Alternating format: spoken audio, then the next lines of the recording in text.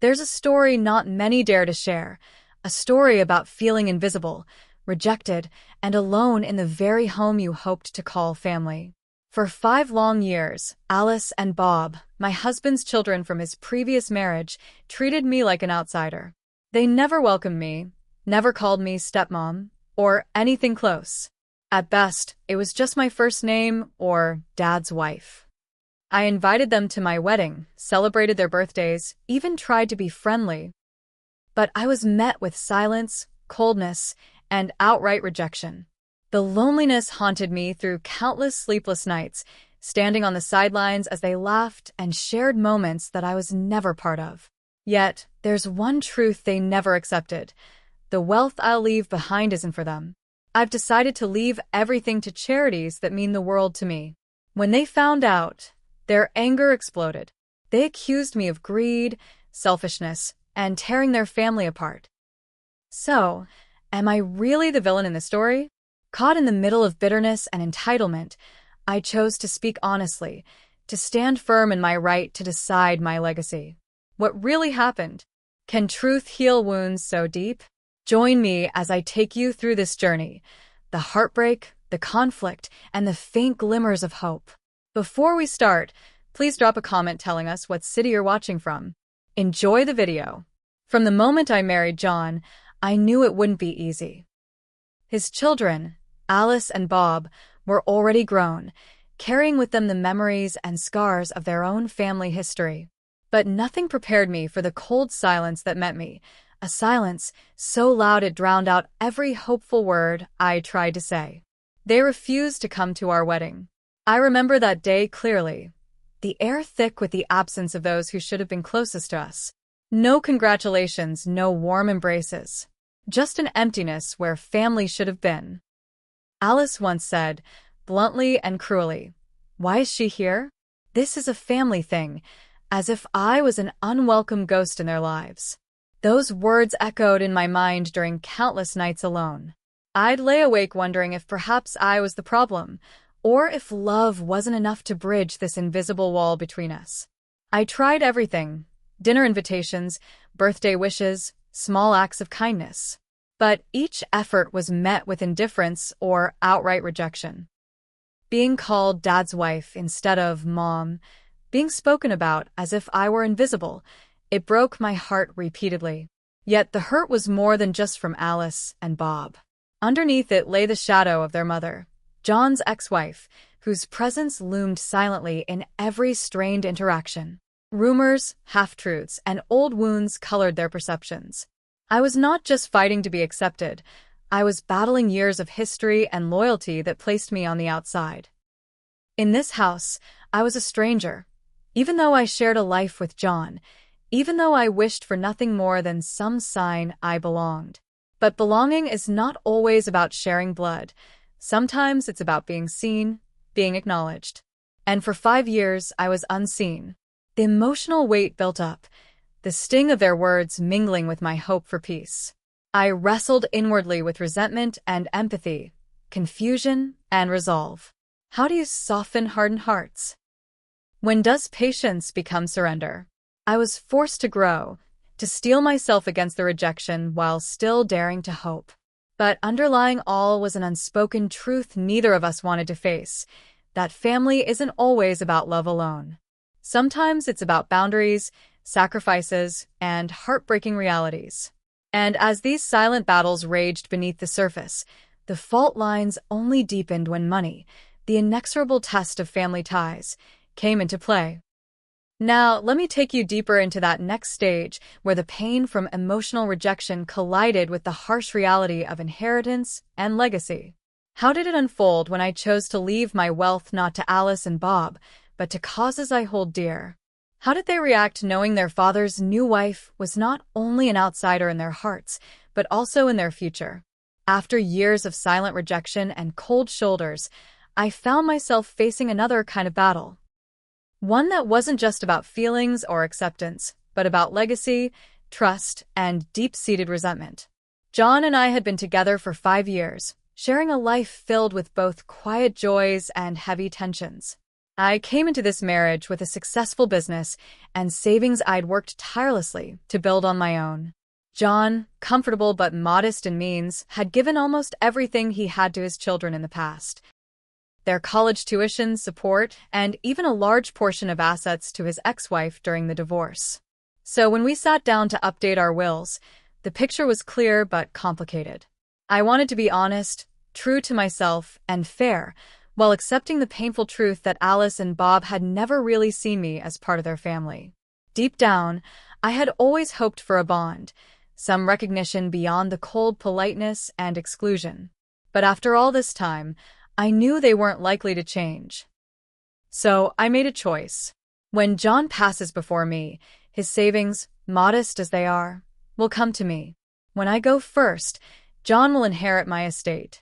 But after we both pass, the majority of what I've built will go not to Alice or Bob, but to charities I deeply care about. This wasn't an easy decision. It was both a final boundary and a declaration of who I am. I have no children of my own, and the idea of leaving my life's work to strangers who needed it more resonated with my heart and values. The lawyer we worked with was clear. This will stood strong against any possible contest. Legally, everything was airtight. Emotionally, it was a powder keg. I remember breaking the news to John's kids with a heavy heart, hoping they'd understand. Instead, their disbelief and anger ignited quickly. Alice accused me of greed and manipulation, claiming I'd stolen their inheritance. Bob looked more confused than hostile, but their shared accusations stung like betrayal. Behind their words, I sensed something deeper: fear and hurt masked by entitlement. Alice had dreams of a condo down payment. Bob hoped to pay off student loans. They had counted on an inheritance that simply didn't exist. The ex-wife wasn't far from the storm either. Her sharp words punched through our fragile peace, blaming me for coming between John and his children, painting me as the villain who kept them apart. Their family circle tightened, alliances formed against me, and the loneliness I'd felt before shifted into a complex web of resentment and misunderstanding. Despite the hostility, John stood firmly by my side. His quiet strength was both a comfort and a burden, his love unwavering, yet torn by the fracture between his children and me. That phase marked a turning point, where the emotional wounds met cold financial reality, where every decision carried the weight of more than just money, but of identity, belonging, and justice. When Alice and Bob found out about my decision to leave my estate to charity, the reaction was instantaneous and brutal. I had braced myself for disappointment, but nothing could prepare me for the storm of anger, accusations, and heartbreak that followed. Alice was the first to explode, her words sharp and unrelenting. Through a flood of tears and fury, she accused me of betrayal, calling me selfish and manipulative, as if I had orchestrated a theft of what rightfully belonged to them. "How could you do this to us?" she demanded fiercely, her voice trembling with a mixture of grief and rage. Her pain was raw, but so tangled with entitlement that it echoed like a sword cutting through the fragile fabric of our already broken family. Bob, though quieter, was no less devastated. His confusion showed behind guarded eyes. He asked questions that felt like painful darts.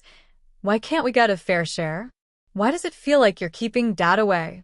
Yet beneath it all, there was a subtle hint of guilt, as if part of him knew the truth, but was torn between loyalty to his sister and his own conscience. Behind them, shadows loomed large. John's ex-wife had taken center stage in this bitter drama. Her sharp words and pointed accusations stirred the embers of resentment even further. She painted me as the villain who had poisoned her children against their father, the wedge tearing apart what little family we had left. Her involvement was a cruel twist, adding layers of complexity to wounds that still hadn't healed from the divorce's aftermath. The impacts didn't just stay within immediate family. Whispers spread through relatives, friends, even neighbors. Suddenly, the narrative was no longer about wills or assets, but about character and loyalty. I found myself isolated, judged by a court of public opinion that had never seen the quiet nights spent weeping in solitude, the efforts made in vain to build bridges. John was caught in the middle, his heart breaking in silence, torn between his love for his children and his commitment to me. He tried to soothe the hurt, reminding everyone of the fairness in his decisions, explaining how he gave his children as much as he could over the years. But his calm words were met with skepticism, suspicion, and disappointment. The more he defended me, the more isolated he seemed from his own flesh and blood. I wrestled with my own storm of emotions, sadness, frustration, and the nagging question of whether familial love was conditional on acceptance or blood. It felt like a relentless test of endurance, where every accusation struck deeper than the last. But amid the chaos, a sobering realization dawned on me. I couldn't fix their hurt or rewrite the past. The choice to stand firm in my decision was not about punishment, but survival. Survival of my own peace, dignity, and identity beyond the label of stepmother. This fierce backlash marked the explosive turning point. Yet it was only the beginning of a longer, uphill struggle to find understanding, respect, and possibly a semblance of family. Now, imagine the tension that filled the room when we finally decided to hold a family meeting, a gathering meant to shine light on shadows, to confront truths and lies alike. What was said? How did emotions break loose? And where did that confrontation leave us all? The day of the family meeting arrived with a heaviness in the air that felt almost suffocating. John and I had hoped that sitting down face to face, laying all the cards on the table, financial details, feelings, and truths, might finally clear the fog of suspicion and anger. But what unfolded was far more intense, raw, and painful than I could have imagined. As Alice and Bob entered the room, their expressions were guarded, Alice's glare sharp and unyielding, Bob's eyes flickering between hurt and confusion. The weight of unspoken grievances filled every corner, like a silent storm waiting to break. John started by calmly explaining the financial realities, how much he'd already given to his children, the divorce settlement, the modest savings he'd put aside for them, and clarifying that the house we lived in was mine from before the marriage. His voice was steady, but carried an undertone of fatigue, weariness from years trying to balance fractured relationships. Then it was my turn. I spoke as clearly and gently as I could about my decision to leave my estate to charity, not out of spite, but because I felt it was the right choice for me. I shared the truth about my long-held hopes of building a family bond that sadly never materialized. I admitted the loneliness, the quiet nights of feeling invisible, and how those feelings shaped my decision. I emphasized that this wasn't about punishing them, but about what felt fair and right after years of rejection. But Alice wasn't having any of it. Her voice cracked with a fury and disbelief that shook the room. So, you're saying everything you've accumulated, the life we never got to share, is just going to strangers? What about us? What about Dad's family? Her accusation stung, especially because behind them was a wound deeper than money, a wound of feeling replaced, overlooked, and unheard. Bob, surprisingly, was quieter but no less intense inside. He asked questions that revealed his turmoil. Did Dad really have nothing left? Why did we never know? Why does it feel like you ended up with everything? John, usually composed, finally showed cracked lines in his armor. You could see the pain behind his eyes as he said, I love you both. This discussion isn't about choosing sides. That love is equal. But this is how life's complicated circumstances ended up. The room pulsed with tension. Voices rose, sobs threatened, and tears were shed. Alice accused me of manipulation. I admitted my feelings but refused to be painted as a villain. Bob tried to mediate, caught between sympathy for his sister and a growing understanding of our reality. In the midst of it all, John threw in a plea. You don't have to accept her as your family, but you must respect my relationship with her. His words broke the silence momentarily, a fragile attempt at peace. But the fragile peace shattered quickly. Alice stormed out, angry and betrayed. Bob lingered, conflicted yet searching for a way forward. Left behind, John and I sat in the heavy silence, the echoes of our family's fractures ringing loud. I felt a mix of relief at having spoken my truth, but also a profound sadness for the gulf that still separated us. This meeting was a battlefield of emotions, a clash between expectation and reality, love and resentment, acceptance and rejection. Yet beneath the pain lay a difficult but necessary truth. Sometimes, family gatherings aren't about harmony, but about confronting brokenness head-on. What followed in the weeks after this meeting was a landscape of silence, whispers, and fragile attempts at rebuilding. But amidst the turmoil, a faint glimmer of hope appeared through one person's unexpected openness. After that intense family meeting, the house settled into a heavy silence that felt almost suffocating. The echoes of raised voices and shattered hopes still lingered, but outwardly, there was little communication between us. Alice retreated further into her walls of anger and hurt, while Bob's distance was quieter, but no less painful. In those long, quiet days that followed, the absence was deafening. Phone calls went unanswered. Messages were left lingering, hanging in the digital void. John's attempts to reach out to his children often ended in disheartening silence or curt replies, and I was left grappling with the crushing weight of isolation once again.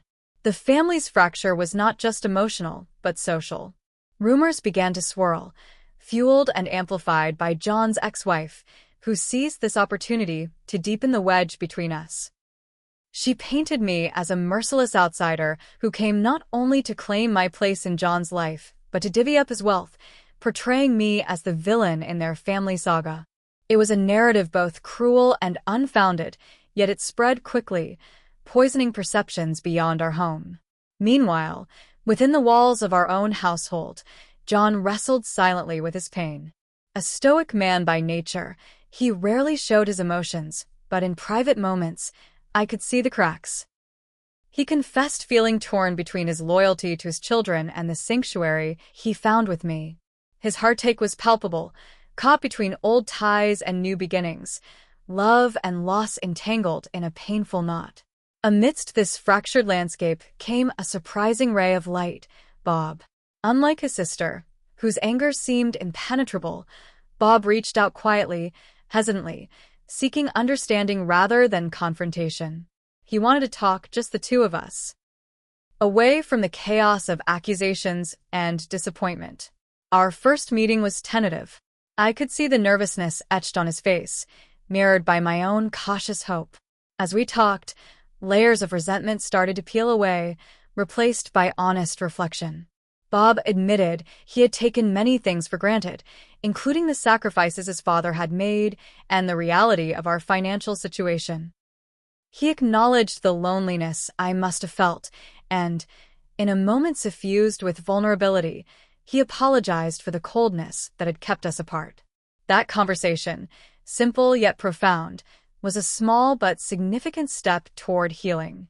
It reminded me that even in fractured families, compassion can take root if nurtured patiently. But Alice remained distant, a shadow lurking on the edges. The gulf between us still wide and jagged. Their mother's continued interference didn't help, feeding into the tension and sustaining the division. It seemed some battles weren't yet ready to be put to rest. For John, the strain was a daily burden. He carried the pain like a silent weight, hopeful yet guarded about any reconciliation. I could see the longing in his eyes, for peace, for family, for the bonds he treasured but feared slipping away. In this delicate balance of fractured ties, strained loyalties, and tentative openings, one thing became clear. Healing a broken family was a journey riddled with setbacks, but also moments that offered glimmers of hope. As we move forward, I want to share with you the next chapter, the fragile but promising signs of reconnection that began to reshape our little world, starting with unexpected conversations, small gestures, and cautious steps toward rebuilding trust. After months of silence, tension, and fragile conversations, something shifted, a quiet, cautious thaw in a family long frozen by pain and misunderstanding. My relationship with Bob blossomed slowly, but meaningfully. Our once distant interactions grew into regular visits, shared meals, and conversations that, while sometimes tentative, began to build bridges where only walls had stood before. I watched John's face light up with relief when Bob came over, not just once, but repeatedly, seeking connection beyond the tension that had gripped us all. Their father-son dinners became a sacred space, moments when the ghosts of past conflicts faded into the background. It wasn't perfect, far from a fairy tale reunion, but it was real. And real was enough. Alice, however, remained steadfast in her distance. When she learned about Bob's warming ties, anger flickered anew. She refused to attend family gatherings where I was present, and our paths rarely crossed beyond strained politeness. Yet, in a quiet coffee meeting with John, she revealed a sliver of vulnerability, a yearning for her father that outpaced her bitterness. They agreed to keep their relationship separate from me, a fragile truce founded on respect for boundaries and unspoken pain. I won't lie, accepting that Alice might never embrace me was one of the hardest truths I faced. But in this story, acceptance doesn't always mean closeness. Sometimes it means letting go of what we hoped for and finding peace in what is. I chose to respect her wishes, focusing on the relationships I could nurture rather than the ones I couldn't force. Through all this, the wills and estate plans remained unchanged. My decision to leave my assets to the charities I hold dear stood firm, not from spite or anger, but as a reflection of who I am. John even joked, half seriously, about leaving Alice a token amount just to avoid legal claims, but we laughed knowing it was a meager peace offering to a conflict that money couldn't solve. Behind the scenes, I grew stronger from pain to resilience, from rejection to self-affirmation. The journey was wrenching, moments where I questioned myself, where tears flowed for the family that never was. Yet there was growth. An evolving understanding that family takes many shapes and that love is not always reciprocal. John, too, found a quiet peace. Though his heart still ached for fuller reunions, he cherished the small victories. Bob's renewed presence, Alice's cautious outreach to him alone, and the home we shared, no longer just a battleground but a place where healing could begin. As I sit here reflecting on this winding path, I realize the story is far from over. Life rarely offers neat endings, and families, even fractured ones, continue to evolve. My hope is that by sharing this journey, the conflicts, the heartbreak, the tentative steps forward, others can find solace in knowing they're not alone in their struggles. If there's one lesson I've learned, it's that respect, honesty, and boundaries can sometimes pave the way to unexpected peace. And while not everyone finds the family they dreamed of, sometimes the family we truly need is the one we build with patience and resilience. Thank you for joining me on this deeply personal journey. If you've faced similar challenges or have thoughts on navigating complex family dynamics, please share your experiences in the comments below. Your voices make this community stronger.